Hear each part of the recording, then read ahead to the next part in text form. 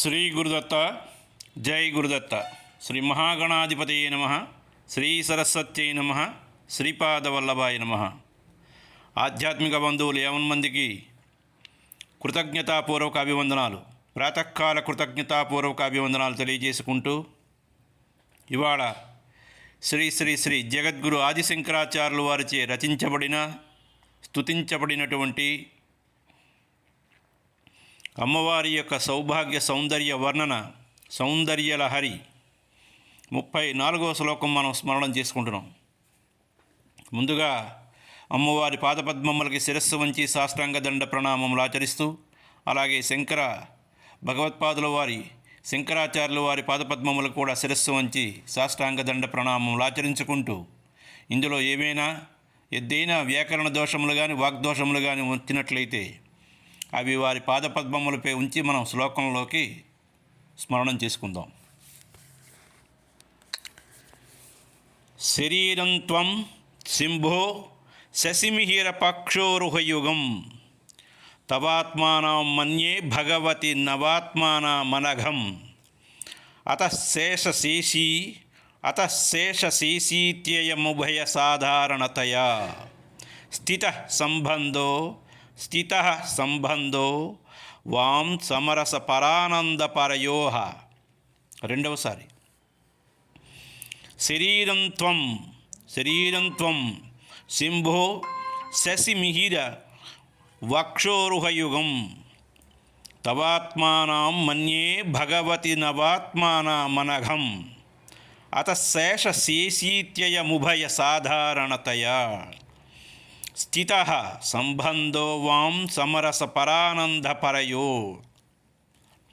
మూడవసారి శరీరం త్వం శంభో శశిమిహిర వక్షోర్హయుగం. చూడండి, శరీరం త్వం శంభో శశిమిహిర వక్షోర్హయుగం తవాత్మానం మన్యే భగవతి నవాత్మానమనఘం అతశేషాశేషీత్యయముభయ సాధారణతయా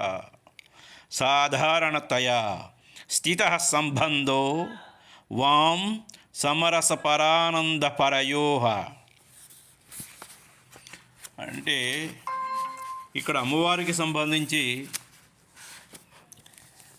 జగన్మాత, నీవు ఈశ్వరుడికి రవి చంద్రస్తనయుగముగా గల శరీరం అవుతున్నావు. అమ్మా, నీ శరీరం దోషరహితమైనటువంటి నవవ్యూహాత్మకమైన ఆనంద భైరవునిగా నేను భావిస్తున్నాను.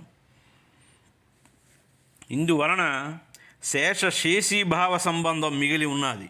శేషము అంటే మిగిలనిది, శేషము అంటే మిగిలి ఉన్నది, మిగలనది అంటే శేషి. చూసుకోండి, శేషము అంటే మిగిలి ఉన్నది, శేషి అంటే మిగలనది. అంటే సామరస్యంతో కూడి శివశక్తుల తాలూకా నామరూప అనుష్ఠాన అధిష్టాన అవస్థాన పంచవిధ సామ్యములు ఆనంద భైరవీ రూప చిచ్చక్తులైనటువంటి మీ ఇద్దరికీ ఉభయ సాధారణమున్నది. అందుకే శేషశేషి అన్నారు ఇక్కడ శ్లోకంలో. అతశేషశేషి, శేష అంటే మిగిలినది, శేషి అంటే మనకి మిగలనిది అని అర్థం. అది ఇక్కడ శంకరాచార్యుల వారు పరమేశ్వరుల తాలూకా ఏకత్వాన్ని, జగన్మాత జగత్పితల ఐక్య రూపాన్ని వ్యూహాత్మకంగా మనకి వర్ణించి చెప్పారు. మనకి అంటే అమ్మ అయ్య ఇరువురు సర్వ విధాల సమఉజ్జీలు, పరస్పరం సమశక్తి సంపన్నులు, సర్వశక్తి సంపన్నులు, సమసామ్యము కలిగినటువంటి వాళ్ళు. ఒకరు శేషం అంటే పైకి కనిపించే భాగం, మరొకరు శేషి పైకి కనిపించని భాగం. అంటే ఒకరిలో ఒకరు అంతర్లీనమై అంతర్గతంగా ఉండి ప్రకృతి పురుషతత్వానికి ప్రతిబింబాలు. ఇద్దరికీ భేదం లేదు. అందువలన ఆదిశంకరాచార్యులు వారు అప్పట్లో ఆనాడు కైలాసంలో సౌందర్యలహరిని పరమేశ్వరుని ద్వారా ఉపదేశం పొందిన తరువాత ఒక సంఘటన జరిగింది. నాయనా, నీ తల్లి అయిన జగన్మాత సౌందర్యాన్ని నా హృదయం ద్వారా నాలో సాయుధ్యం పొంది మరీ గ్రహించావు. నేను నీకు ఉపదేశించవలసినదంతా ఉపదేశించాను. నీ కృషికి, నీ దీక్షకి, నీ భక్తికి మెచ్చాను. నీకు ఏమి కావాలో కోరుకో, ప్రసాదిస్తాను అన్నారు పరమేశ్వరుడు. అప్పుడు జగద్గురు ఆదిశంకరాచార్యులు వారు అన్నారు, ఆనందంతో ఉబ్బి తబ్బిపై, ఈశ్వర, పరివ్రాజకాచార్యుడిని నేను ఒక పరివ్రాజకాచార్యుడిని. నాకంటూ కావలసింది ఏమీ లేదు తండ్రి. జగన్మాత జగత్పితల తాలూకా దర్శనం కైలాసంలో సశరీరుడుగా దర్శించే భాగ్యాన్ని ప్రసాదించు. నా ఈ శరీరానికి జీవితానికి ఇది చాలు. శ్రీచక్రార్చన చేయలేని వారి కోసం, అమ్మవారి తత్వం తెలుసుకోవాలని జిజ్ఞాస కలవారి కోసం, పండిత పామరులైన ఎందరో భక్తుల కోసం, వాళ్ళు తరించే సులభోపాయంగా పారాయణకు వీలుగా జగన్మాత సౌందర్యలహరిని రచించటానికి అనుమతిచ్చి దీని తాలూకా మూలభావాన్ని ఈశ్వరవాణిగా నాకు ప్రసాదించావు. ఇవి అనుగ్రహించిన నీ అపార దయకి నేనేమి ఇవ్వగలను తండ్రి? నా మనస వాచ కర్మతో చేసే ప్రణతి తప్ప ఇంకేమీ నేనేమి కోరుకోను తండ్రి అని శంకరాచార్యుల వారు ఈశ్వరుని అన్నారు. అంటే ఈశ్వరుడికి ఎంతో ఆనందం వేసి ముచ్చట వేసిందిట. ఈ బ్రహ్మచారి నిస్వార్థం ప్రలోభరహితమైనటువంటి పరోపకార పారీణత నిండిన నిర్మోహ నిశ్చల భక్తికి ముగ్ధుడై సంతోషించి సంతోషాంతరంగుడై ముక్కంటి వేల్పు, అలా కాదు తండ్రిని ఇస్తానంటున్నాను, వద్దనకుండా కోరుకో అన్నారు పరమేశ్వరుడు. పరమేశ్వరుడు, నాయనా దేన్ని నువ్వు విడిచి అంటే తృణీకరించకూడదు. నీ నీ నమస్కారం, నీ సంస్కార బలం, నీ నమస్కారం నాకు అర్థమైంది. కానీ నేను ఎంతో సంతోషించాను. కానీ నేను వరం ఇస్తానంటూ ఉంటే నువ్వు దాన్ని వద్దనకూడదు. అపార కరుణా రస సృష్టి కురిపిస్తూ, ఈ అపార కరుణా రసవృష్టి కురిపిస్తూ నాయనా కోరుకోరా అన్నది జగన్మాత. కోటి వెన్నుల చిరునవ్వుల చంద్రికలు కురిపిస్తూ, అలాగే తల్లి జగత్పిత కోరుకుంటాను. అమ్మవారి సౌందర్యలహరిని ప్రసాదించావు నా కోరిక మేరకు. నా హృదయంలో మీ ఇద్దరిపై సమాన భక్తి ప్రపత్తులున్నాయి. అందువలన నేను రచన చేసినటువంటి స్తోత్రాలలో శివానందలహరి ఉన్నది. శివభుజంగ ప్రియాత స్తోత్రము, శివాపరాధ క్షమాపణ స్తోత్రము, అర్ధనారీశ్వర స్తోత్రము, దక్షిణామూర్తి స్తోత్రము, అర్ధనారీశ్వర స్తోత్రము, పంచభూతాత్మిక పంచలింగ స్తోత్ర పంచకము చెబుతున్నటువంటి శంకరాచార్యులు వారి వాక్కు రచన ఆగింది క్షణకాలం. పంచభూతాత్మక పంచలింగ స్తోత్ర పంచకము మళ్ళా ఆ వాక్కు ఆచార్యుని హృదయంలో సుడులు తిరిగిందిట. జగత్పిత చిరునవ్వు నవ్వుకున్నాడు. చెప్పు, పంచభూతాత్మిక పంచలింగ స్తోత్ర పంచకము. స్వామి పరమశివ, కర్తవ్యం బోధపడింది.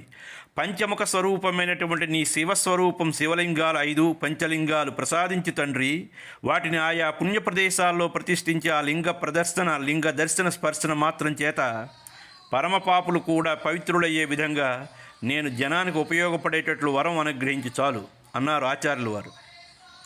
ఈశ్వరుడు ఈశ్వరి పరస్పరం ఒకరి వైపు ఒకరు చూసుకున్నారు.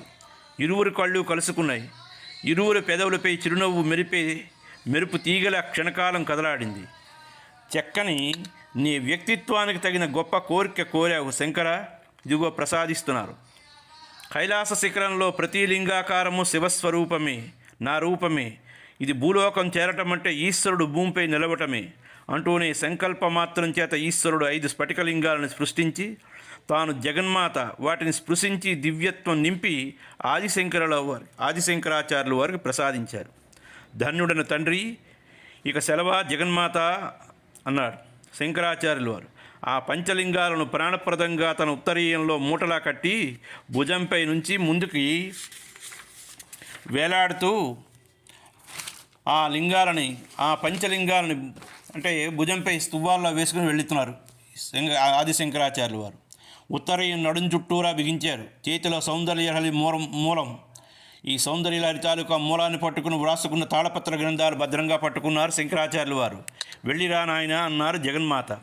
జగత్పితలను ఆచార్యుల వారు బయలుదేరారు. ఆదిశంకరాచార్యుల వారు. అప్పుడు నందీశ్వరుడు అడ్డుకున్నాడు. సౌందర్యలహరి తాళపత్రాల మీదే ఉన్నది నంది దృష్టి అంతా. శివలింగాలపైకి అతని ఆలోచన పోలేదు. తాళపత్రాలు ఎగరగొట్టాడు. ఆచార్యుని కొమ్ములతో కుమ్మి 41వ శ్లోకం వరకు ఆనందలహరి మూలం ఆచార్యుల చేతిలో మిగిలింది. శేషంగా సౌందర్యలహరి 42 నుంచి 99వ శ్లోకం వరకు గల భాగం శ్లోకాలు శేషిగా మిగలకుండా ఎగిరిపోయాయి. తర్వాత పార్వతీ పరమేశ్వరుడు వచ్చి నందిని శాంతింపజేసి శంకరాచార్యులు మళ్ళా ఆశీర్వదించి సాగనంపారు. అంత బాధలోని శంకరాచార్యులు వారు తన పొట్ట చుట్టూరా ఉన్న ఉత్తరీయం తణుకున్నారు. నంది పాటుకి శివలింగాలు ఎగిరి పడిపోలేదు. అవి ఉత్తరీయంలో తన పొట్ట భాగంలో భద్రంగానే ఉన్నాయి. అంతే చాలు. శంకరాచార్యులు వారు భూలోకానికి వచ్చారు. సౌందర్యలహరిని శ్లోకాలు పోయిన వాటి కోసం బాధపడ్డారు. ఇంతటి విఘ్నం ఎందుకు జరిగింది? ఇప్పుడు స్ఫురణకు వచ్చింది విఘ్నేశ్వరునికి.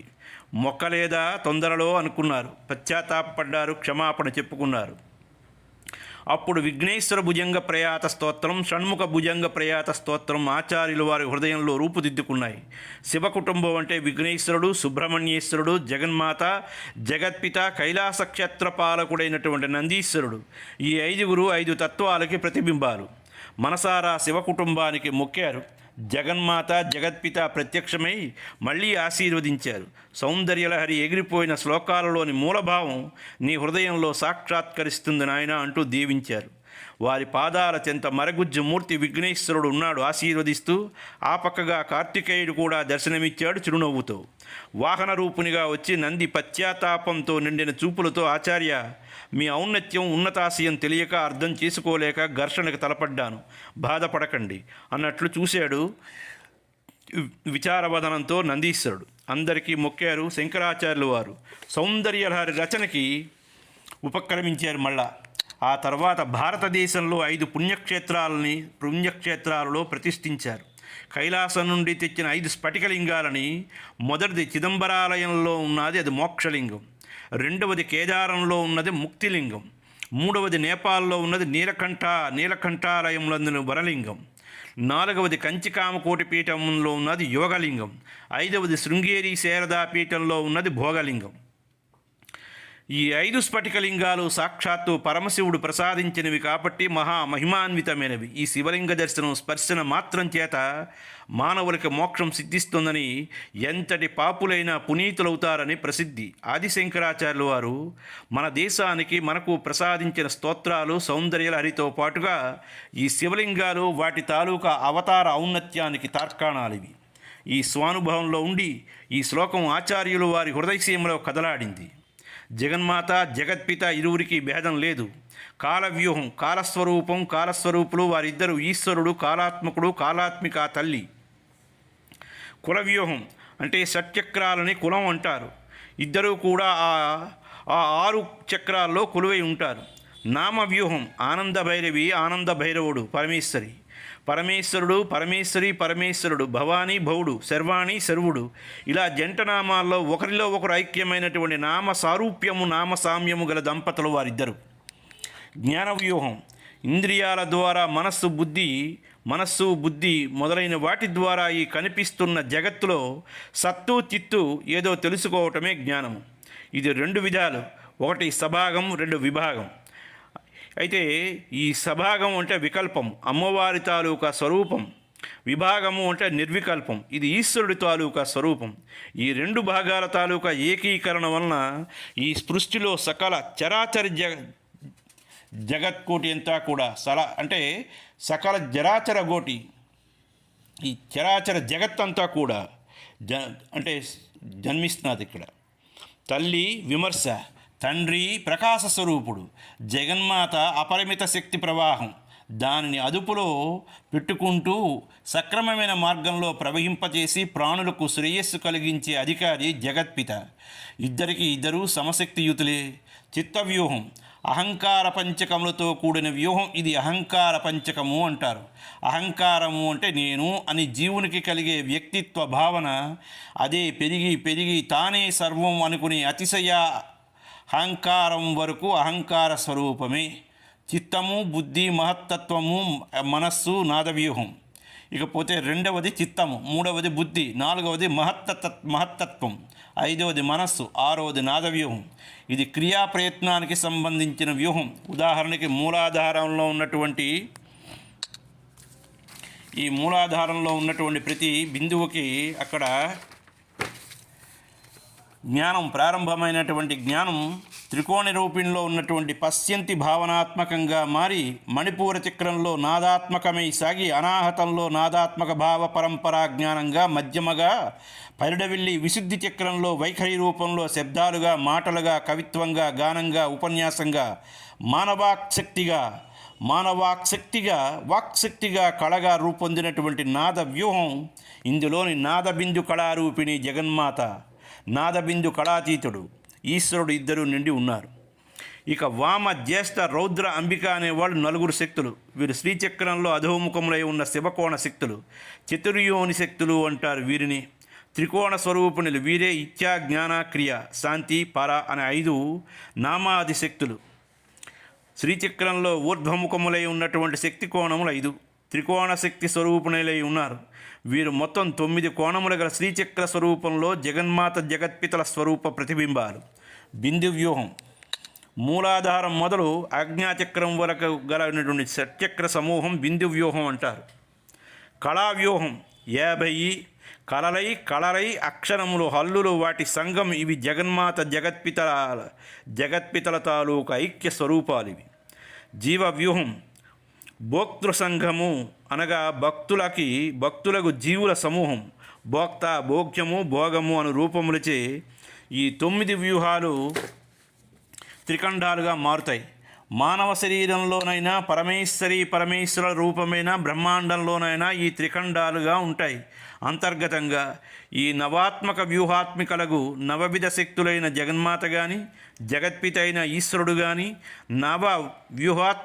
నవవ్యూహాత్మిక అని పిలువబడతారు.